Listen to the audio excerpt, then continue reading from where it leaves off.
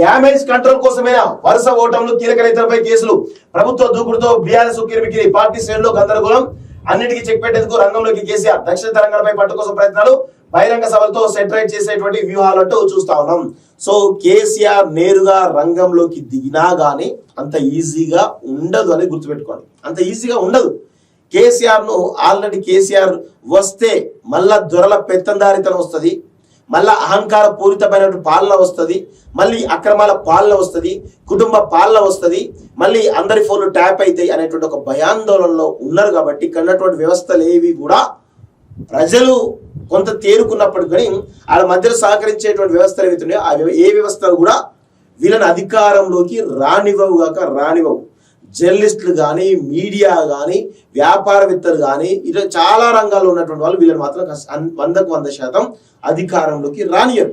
ప్రజలు కూడా అంత ఈజీగా కేసీఆర్ వైపు డైవర్ట్ అవుతున్నారా అనడానికి లేదు. కొంతమేర ఉంది, పెరుగుతుంది, గ్రాఫ్ పెరుగుతుంది, కానీ అధికారంలోకి వచ్చేంత సినిమా లేదు అని చాలా స్పష్టంగా తెలుస్తా ఉంది. సో ఇప్పుడు నార్త్ తెలంగాణ, ఉత్తర తెలంగాణలో మీరు అవునన్నా కాదన్నా ఆదిలాబాద్ లో బీజేపీ బలంగా ఉన్నది, నిజామాబాద్ లో బీజేపీ బలంగా ఉన్నది, కరీంనగర్ లో బీజేపీ బలంగా ఉన్నది. సో వీటిలో బీఆర్ఎస్ పార్టీ చాలా బలంగా ఉన్నది కదా. సో అలాంటి ఏరియాలోనే మరి బీఆర్ఎస్ కి కొంత ఇబ్బందిగా పరిస్థితి ఉంటే, ఇప్పుడు దక్షిణ తెలంగాణ విషయానికి వచ్చినట్లయితే ఫర్ సపోజ్ ఖమ్మం తీసుకుందాం, నల్గొండ తీసుకుందాం, అటు మహబూబ్నగర్ తీసుకుందాం, సో రంగారెడ్డి తీసుకుందాం. ఈ బెల్ట్ అంతా కూడా ఒక హైదరాబాద్ మినహాయిస్తే ఈ బెల్ట్ అంతా కూడా బీఆర్ఎస్ పార్టీ ప్రభావం జీరోలా కనబడుతుంది. మహబూబ్నగర్ లో చూడండి, నల్గొండలో చూడండి, ఖమ్మంలో చూడండి, ఇక్కడ ఈ 3 జిల్లాల్లో బీఆర్ఎస్ ప్రభావం శూన్యం. ఎంత ప్రజా వ్యతిరేకత కాంగ్రెస్ ప్రభుత్వం వస్తే తప్ప నార్మల్ స్టేజ్ లో ఉంటే బీఆర్ఎస్ అసలు గెలవడానికి స్కోపే లేదు. ఇప్పుడు కాంగ్రెస్ పార్టీ కూడా రేవంత్ రెడ్డి కూడా ఈ జిహెచ్ఎంసీ లో బలపడడానికి చాలా పెద్ద ఎత్తున ప్రయత్నాలు చేస్తూ ఉన్నాడు అనేది మీరు అందరూ కూడా అర్థమవుతుంది కదా. సో ఈ పరిస్థితుల్లో సో దక్షిణ తెలంగాణ సంబంధించినటువంటి ఏరియాలలో మనం బలపడాలి, అక్కడ కొంత క్యాడర్ నిర్మాణం చేయాలని చెప్పేసి నేరుగా కేసీఆర్ రంగంలోకి దిగుతున్నాడు. కానీ అది సీట్లు వచ్చేంత సినిమా లేదు. అక్కడ ఖమ్మంలో, నల్గొండలో బీఆర్ఎస్ పార్టీ చాలా తక్కువ అవకాశాలు ఉంటాయి, కాంగ్రెస్ కు కమ్యూనిస్టులకు ఎక్కువ అవకాశాలు ఉంటాయి. సో అది జాగ్రత్తగా మీరు తెలుసుకుంటే చాలా విషయాలు కూడా అర్థమవుతాయి. సో అందుకే పట్టు కోసం నేరుగా కేసీఆర్ రంగంలోకి దిగుతున్నట్టుగా చాలా స్పష్టంగా తెలుస్తా ఉంది.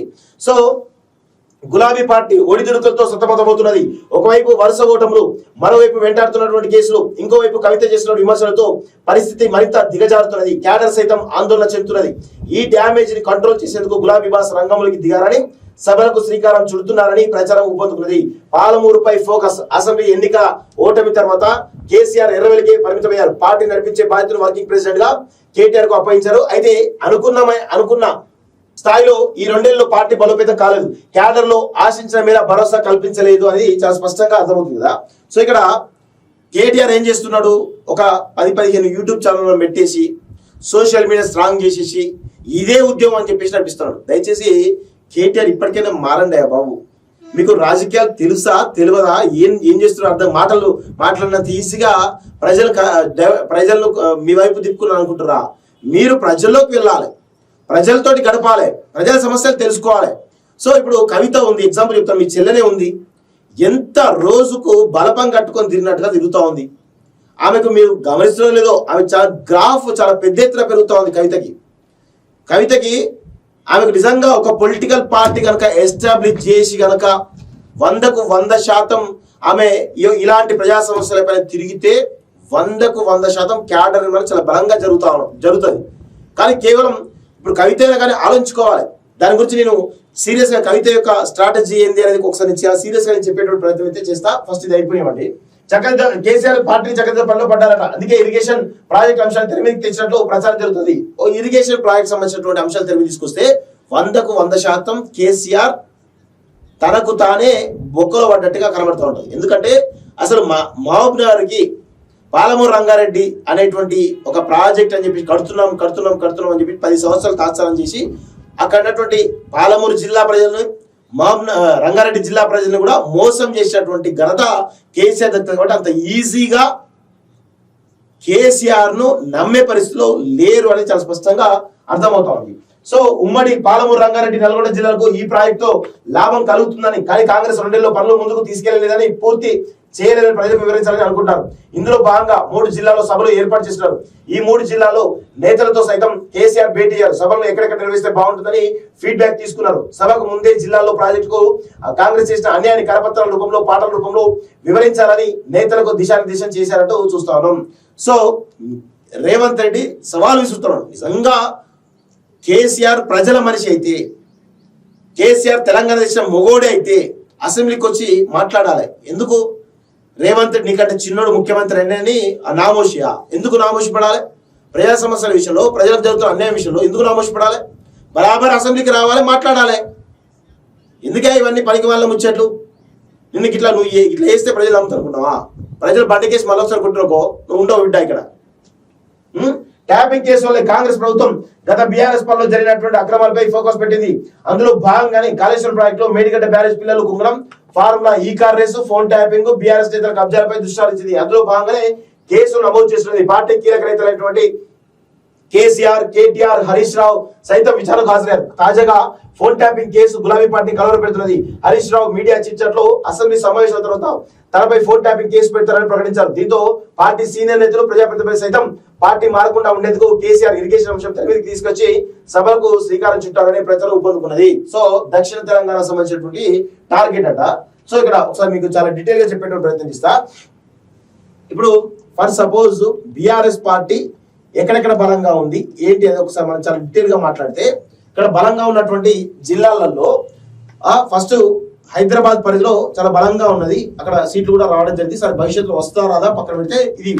దాని తర్వాత మెదక్లో బలంగా ఉంటది, కొంత కరీంనగర్లో బలంగా ఉంటది, ఆ తర్వాత వరంగల్లో బలంగా ఉంటది. సో ఈ 4 జిల్లాల్లో కొంత బీఆర్ఎస్ పార్టీ బలంగా ఉంటది. అయితే తటస్థంగా ఉండే విధంగా ఏదైతే ఉందో ఆదిలాబాద్ కానీ, కొంత ఆదిలాబాద్ కానీ, ఇంకా నిజామాబాద్ కానీ, ఇట్లా ఈ జిల్లాలలో కొంత బీఆర్ఎస్ పార్టీ కొంత బలంగా ఉంటది. ఇక బలహీనంగా ఉన్నటువంటి జిల్లాలు ఏవైతే ఉన్నాయో ఇక్కడ మహబూబ్నగర్ కూడా కొంత బలంగానే ఉంటది. మహబూబ్నగర్, రంగారెడ్డి, ఓకే. ఆ తర్వాత ఇటు నల్గొండ కానీ, ఖమ్మంలో కానీ బీఆర్ఎస్ పార్టీ 0. ఓకే. ఇక్కడ చూడండి ఒకసారి, మీరు హైదరాబాద్ లో మీరు రాసి పెట్టుకోండి, బీజేపీ బలంగానే ఉంటది. మెదక్లో కొంత బీజేపీ బలపడతా ఉన్నది. కరీంనగర్లో కొంత బీజేపీ బలంగానే ఉన్నది. సో వరంగల్లో కొంత బీజేపీ లేదనుకోండి. సో ఇప్పుడు ఆదిలాబాద్ లో బీజేపీ బలంగానే ఉన్నది, నిజామాబాద్ లో బీజేపీ బలంగానే ఉన్నది. సో మహబూబ్నగర్ రంగారెడ్డిలో బీజేపీ, కాంగ్రెస్ బలంగా ఉన్నాయి. సో ఇక్కడ కాంగ్రెస్ వన్ సైడెడ్ గా ఉన్నది. సో ఇప్పుడు ఎక్కడైతే బీజేపీ బలంగా బీఆర్ఎస్ బలంగా ఉందో అక్కడ బీజేపీ కూడా బలంగా ఉంది. ఎక్కడైతే బీఆర్ఎస్ బలంగా ఉందో బీజేపీ కూడా బలంగా ఉంది. సో అయితే ఈ నల్గొండ, ఖమ్మం జిల్లాలో, మహబూబ్నగర్ జిల్లాలో మీరు రాసి పెట్టుకుని కంప్లీట్ గా కాంగ్రెస్ ప్రభావం ఉన్నటువంటి జిల్లాలో కనబడుతుంది. రంగారెడ్డి కావచ్చు. సో వీటిలో 100% కాంగ్రెస్ పార్టీ చాలా బలంగా ఉంది. ఇక్కడ బీజేపీ లేదు, బీఆర్ఎస్ లేదు. సో ఇప్పుడు వీళ్ళు ఏం చేయాలి? ఇప్పుడు కాంగ్రెస్ పార్టీ హైదరాబాద్ లో బలంగా కావడానికి వాళ్ళు పెద్ద ఎత్తున ప్రయత్నిస్తున్నారు. సో మెదక్లో కొంత ప్రభావం చూపిస్తున్నారు, కరీంనగర్లో కొంత ప్రభావం చూపిస్తున్నారు, సో వరంగల్ కూడా కొంత ప్రభావం చూపిస్తున్నారు. సో ఇట్లా కాంగ్రెస్ పార్టీకి స్థిరమైనటువంటి ఓటు బ్యాంక్ అయితే ఉంది. కానీ ఎక్కడైతే బీఆర్ఎస్ బలంగా ఉందో అక్కడ బీజేపీ ఆ బీఆర్ఎస్ ఓటు బ్యాంక్ గండి కొడతా ఉంది. సో దీనివల్ల దక్షిణ తెలంగాణలో కొంత బలం పెంచుకోవాలని చెప్పేసి రేవంత్ రెడ్డి ప్లాన్ చేస్తున్నట్టుగా తెలుస్తా ఉంది. సో దానిలో భాగంగా ఇక పాలమూరు రంగారెడ్డి అంశాన్ని తీసుకొని ప్రజలకు వెళ్ళి ఎంతో కొంత సింపతి తెచ్చుకోవాలని ప్లాన్ చేస్తున్నట్టుగా తెలుస్తా ఉంది. కానీ ఈ యొక్క విషయంలో ఖచ్చితంగా బీఆర్ఎస్ కు బీజేపీతోనే థ్రెట్, ఇది 100%. అందుకే బీజేపీ బీఆర్ఎస్ పొత్తు అని ఎందుకు వస్తా ఉంది? ఇందుకే వస్తా ఉంది, ఇలాంటి విషయాల వల్లనే వస్తా ఉంది. సో మరి ఆ పొత్తు ఉంటదా లేక ఉండదా అనేది భవిష్యత్తు తెలియటువంటి అవకాశం అయితే ఉంది. అది బీజేపీ మీద డిపెండ్ అవుతుంది. బీజేపీ ఒకవేళ తెలంగాణలో ఒక సింగిల్ లార్జెస్ట్ పార్టీగా కనుక మేము గెలవగలుగుతాం అనుకుంటేమో పొత్తు ఉండదు. కానీ ఒకవేళ లేదు, ఇక మనం గెలవలేము, ఖచ్చితంగా 30-20 సీట్ల కన్నా ఎక్కువ రావాలనుకుంటే బీఆర్ఎస్ తో పొత్తులోకి పోయి ప్రభుత్వాన్ని ఫామ్ చేసేటువంటి అవకాశాలు ఉంటాయి. ఇది చాలా స్పష్టంగా గుర్తుపెట్టుకోవాలి.